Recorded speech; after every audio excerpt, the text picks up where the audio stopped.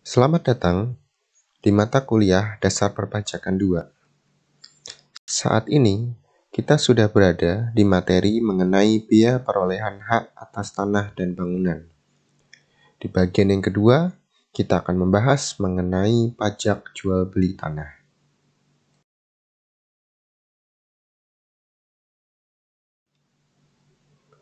Sebelum membahas mengenai pajak jual beli tanah, kita perlu memahami dasar hukum jual beli tanah. Ada 3 ketentuan dari pemerintah yang saat ini masih berlaku.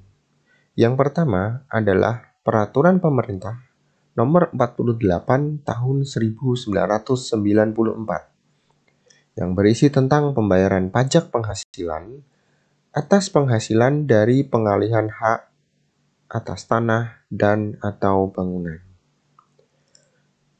Peraturan yang kedua adalah Peraturan Pemerintah Nomor 24 Tahun 1997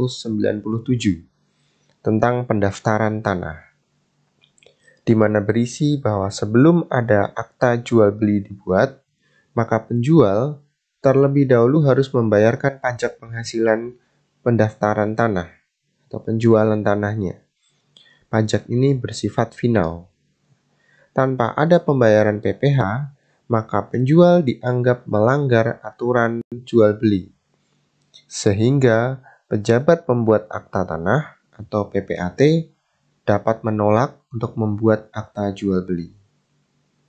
Peraturan yang ketiga dapat dari Undang-Undang Nomor 20 Tahun 2000 tentang bea perolehan hak atas tanah dan bangunan.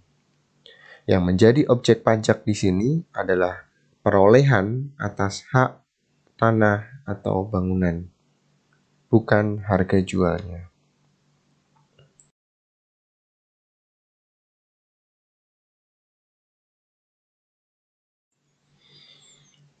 Lalu, apa yang dimaksud dengan bea perolehan hak atas tanah dan bangunan atau BPHTB? BPHTB adalah pungutan atas perolehan hak tanah dan bangunan. Berdasarkan Undang-Undang Nomor 28 Tahun 2009 tentang pajak daerah dan retribusi daerah atau yang lebih dikenal dengan Undang-Undang PDRB, status dari BPHTB sudah dialihkan menjadi pajak daerah yang dipungut oleh pemerintah kabupaten atau kota.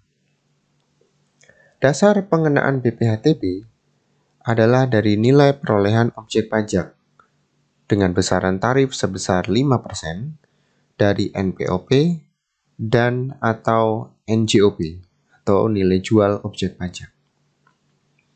NJOP bisa juga diartikan sebagai harga transaksi yang sudah disepakati antara penjual dengan pembeli. Nah, apabila kita mendapatkan tanah atau bangunan yang didapat dari non-transaksional seperti warisan, hibah, atau tukar-menukar dan barter, maka yang menjadi patokan nilainya adalah harga pasaran secara umum di wilayah tersebut. Nah, jika ada pertanyaan, manakah yang layak dipakai sebagai harga tanah di NPOP atau NJOP? Maka sebetulnya kita boleh punya pilihan. Bisa memilih salah satu dari NPOP atau NJOP. Karena pada dasarnya, harga yang ditetapkan itu adalah harga yang disepakati oleh pihak penjual maupun pembeli.